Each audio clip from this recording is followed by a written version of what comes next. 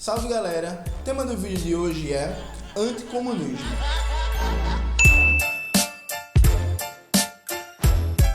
Primeiro de tudo, gostaria de agradecer a você que compartilha os vídeos do nosso canal no Facebook, no Instagram, no Twitter e em todas as outras redes sociais. É muito importante a sua participação para popularizar e fortalecer cada vez mais o nosso canal. Na atual conjuntura brasileira, a extrema-direita vem usando cada vez com mais força mitos anticomunistas. Diversos colegas, amigos, vêm me pedindo material para refutar esses mitos. Evidentemente que o alvo principal é a Venezuela, mas não só. Também é falado que o movimento comunista matou mais de 100 milhões de pessoas, que Che Guevara assassinou mais de 100 mil, que nas experiências socialistas existiam estados totalitários que controlavam todos os indivíduos e negavam as liberdades mais básicas, e por aí em diante. Para falar de anticomunismo, é necessário sublinhar alguns aspectos. Primeiro, desde que existe movimento operário com influência de ideias socialistas e comunistas, existe a ideologia do anticomunismo, a ideia de que o projeto comunista significa a barbárie mais absoluta, a negação da civilização, o fim da humanidade. Marx e Engels, no Manifesto do Partido Comunista, dizem que nenhuma tendência política foi tão caluniada, tão difamada quanto os comunistas. Contudo, a ideologia anticomunista ela ganha uma nova proporção, uma nova forma a partir de alguns episódios fundamentais do século XX. O primeiro deles, ao fim da Segunda Guerra Mundial, era um consenso no mundo de que quem derrotou o nazifascismo foi a União Soviética. O movimento comunista, a União Soviética e seu líder máximo, Joseph Stalin, estava no auge da sua popularidade. Para dar apenas um exemplo, o Partido Comunista Italiano e o Partido Comunista Francês tinham cada um mais de 1 milhão de militantes. Os Estados Unidos, o país guia do mundo capitalista, quando lançou a Guerra Fria, montou uma frente ideológica e cultural fortíssima para combater o prestígio dos comunistas da União Soviética. A propaganda anticomunista da Guerra Fria tinha uma ideia principal, que é o conceito de totalitarismo. Ou seja, é a ideia de que o nazismo, o fascismo e o comunismo soviético são projetos políticos assemelhados, irmãos gêmeos, porque ambos são estados totalitários que negam completamente a liberdade do indivíduo e o Estado controla toda a sociedade, negando os princípios mais básicos da liberdade, como um direito de pensar e discordar do poder político vigente. Duas obras foram fundamentais nessa propaganda anticomunista: 1984, do romancista inglês George Orwell, e As Origens do Totalitarismo, de Hannah Arendt. Apesar de toda a força que os Estados Unidos e todos os outros países capitalistas colocaram na propaganda anticomunista, ela só ganhou uma força e uma propulsão tão grande para reverter a popularidade do projeto comunista nos trabalhadores a partir de 1956. O que foi que aconteceu nesse ano? Foi o ano do famoso discurso secreto de Nikita Khrushchev. A partir de uma disputa pelo poder no seio do Partido Comunista da União Soviética, o grupo político liderado por Nikita Khrushchev, com o objetivo de derrotar os herdeiros mais imediatos de Stalin, apresentou o famoso relatório secreto. O que dizia esse documento? Basicamente, Khrushchev, nesse documento, dizia que a União Soviética, nos últimos 30 anos, foi governada por um louco, sádico, paranoico, com sede de poder, que cometeu os mais brutais crimes da história da humanidade, que matou e deportou milhões, que perseguiu todo tipo de opositor, que controlava toda a sociedade soviética com mão de ferro e que era um político medíocre do ponto de vista da liderança econômica, militar e da condução do partido. O objetivo de Khrushchev era demonizar toda a experiência soviética dos últimos 30 anos, mas preservar o caráter socialista do sistema político e da sociedade soviética. O imperialismo e seus intelectuais fizeram o óbvio.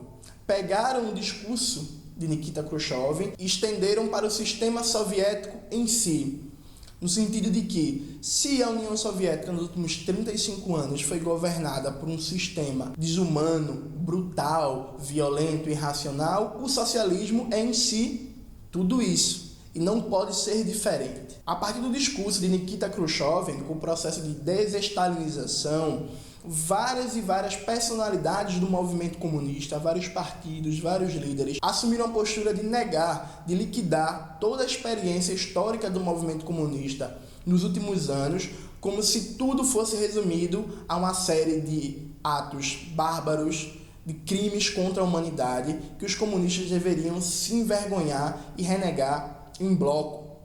Evidentemente que não foram todos os líderes comunistas que tiveram essa postura. O comunista italiano Palmiro Togliatti assumiu uma posição teórica e política que consideramos a mais correta. Togliatti defendeu basicamente o seguinte: é tarefa dos comunistas estudar de maneira séria, sistemática e científica a sua história, fazer todas e cada uma das críticas e autocríticas necessárias, mas defender a nossa história, a nossa experiência da propaganda imperialista, sempre destacando os momentos emancipatórios do movimento comunista e as grandes conquistas e contribuições que demos para os trabalhadores e para a história da humanidade de uma maneira geral.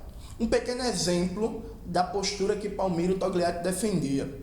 Eu escrevi um artigo sobre o Gulag soviético, um artigo muito popular que tem mais de 60 mil acessos no meu blog, onde eu busco mostrar que é um erro histórico e analítico comparar o Gulag soviético com o campo de concentração nazista, já que o campo de concentração nazista ele tinha como função exterminar o inimigo interno, que era inclusive inferior do ponto de vista racial, e não tinha nenhuma preocupação educativa, produtiva e de reabilitação. Já o Gulag soviético não era uma máquina de extermínio, o preso era um cidadão e potencialmente um camarada que cometeu um desvio, e existia uma ampla política cultural e de reabilitação e uma preocupação produtiva, no sentido de que o Gulag soviético se diferencia em tudo do campo de concentração nazista. Isso não significa, evidentemente, achar algo legal, o encarceramento em massa que aconteceu na União Soviética nos anos 30, ou justificar, dizer que é maravilhoso o sistema prisional soviético. Significa apenas que na análise política, na hora de fazermos o balanço histórico, a crítica, é fundamental estabelecer com precisão científica o que foi o fenômeno histórico que está sendo analisado. Contudo, como colocamos, essa não foi a postura dominante do movimento comunista. Intelectuais como Palmiro Togliatti, Louis Althusser ou George Lukács, que buscaram fazer todas e cada uma das autocríticas necessárias, mas combatendo a ideologia anticomunista e defendendo o nosso legado, acabaram sendo minoria. Com a queda do Muro de Berlim, a derrubada da União Soviética e a esmagadora vitória do imperialismo na virada do século XX para o século XXI, a ideologia anticomunista se tornou hegemônica, quase que sem contestação.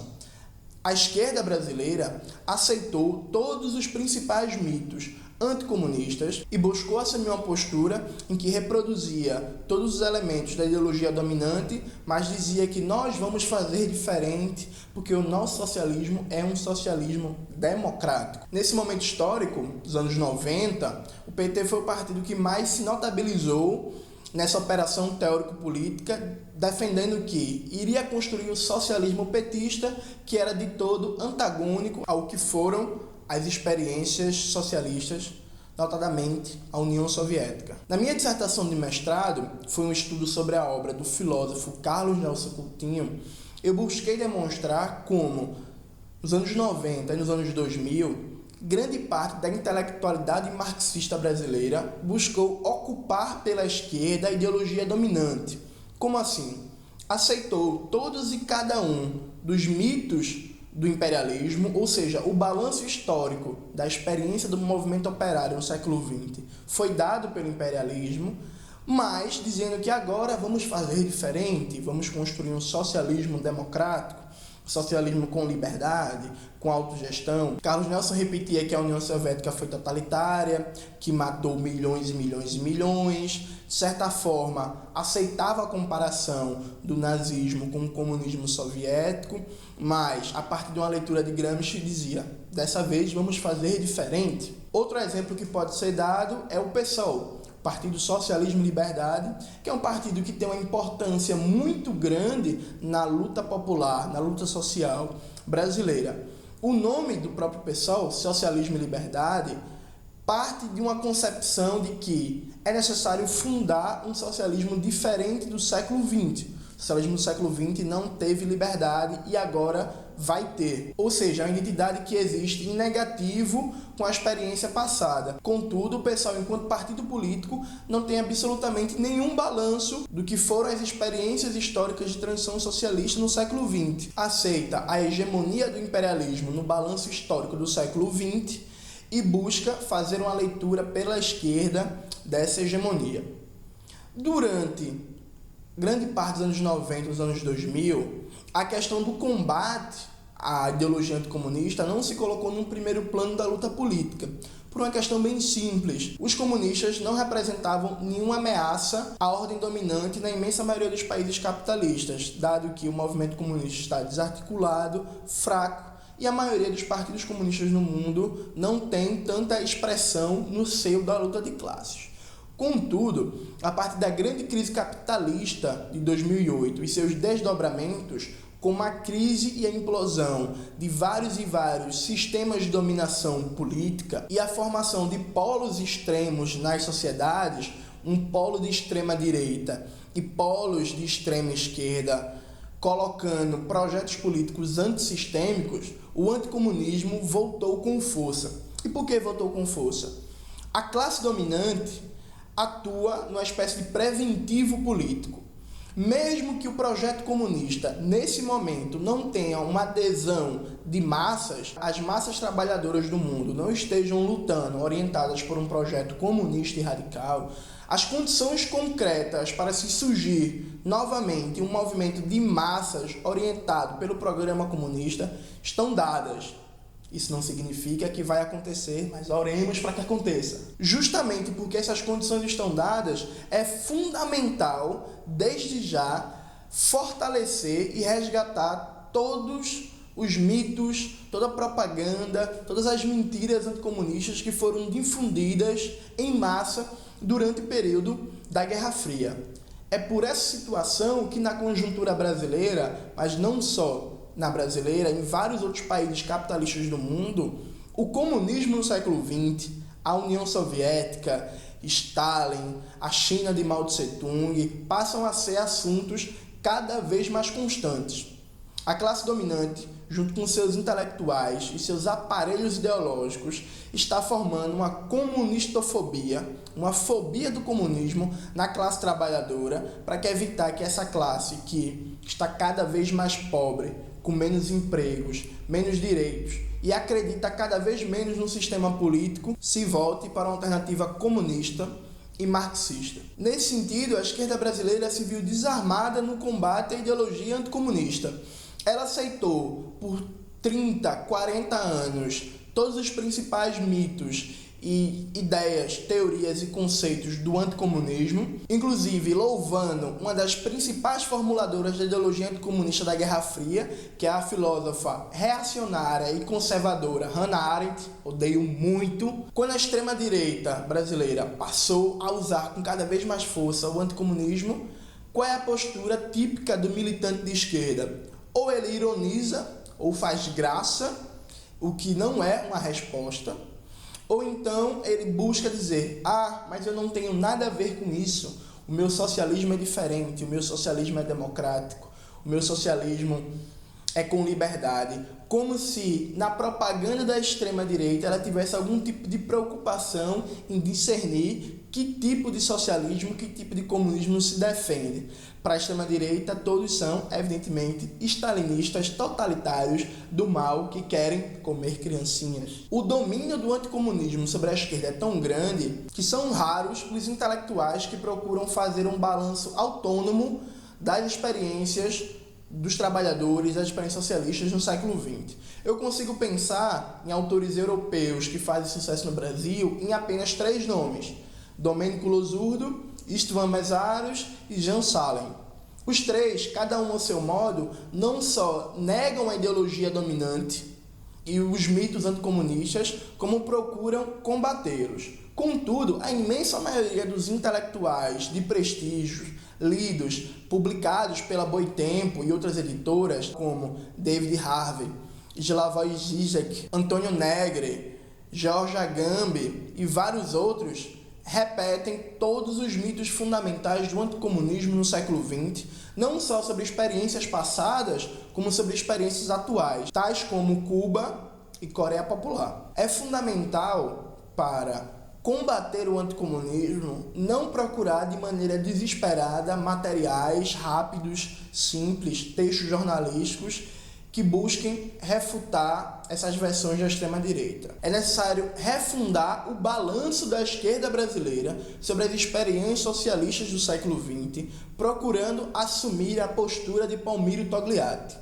Uma análise séria, científica, sistemática, negando a ideologia dominante e buscando analisar todos e cada um dos nossos erros, mas sem nunca esquecer de valorizar as grandes conquistas, os momentos emancipatórios da história do movimento comunista e das experiências socialistas. É necessário também combater o anticomunismo de esquerda, cada vez mais forte, em que figuras na esquerda brasileira repetem a ideologia dominante, atuam quase que como porta-vozes do Departamento de Estado dos Estados Unidos ou de uma revista como a Veja e dizem que isso é em nome de um verdadeiro socialismo, um socialismo democrático. Penso, por exemplo, no deputado Jean Willis falando sobre Cuba, Coreia Popular ou Venezuela, que não se difere em nada do mais louco e anticomunista dos reacionários brasileiros. Para virarmos essa correlação de forças, combater a extrema-direita, é fundamental superar o que Domênico Losurdo chama de autofobia, ou seja, a negação do passado, como se toda a história do movimento comunista fosse uma história de erros, tragédias e crimes brutais. Isso é falso. Isso é insustentável. Temos que defender a nossa história, porque, como diria de novo Domênico Losurdo, a classe dominante ela busca expropriar o passado da classe trabalhadora, ou seja, roubar o seu passado para que ela não tenha futuro. E um povo sem passado, um povo que não conhece sua história, é sim um povo sem futuro. Então vamos estudar seriamente a história do movimento comunista, aprender com nossos erros, mas defender a nossa história como se fosse uma questão de vida ou de morte na luta de classes. Se você gostou desse vídeo, não esqueça de se inscrever no canal, curtir, compartilhar, ativar o sininho para receber as atualizações em primeira mão e ajudar a manter e melhorar o canal a partir do Apoie-se, que está aqui na descrição do vídeo, o link do Apoie-se para você conferir lá. Muito obrigado e até a próxima.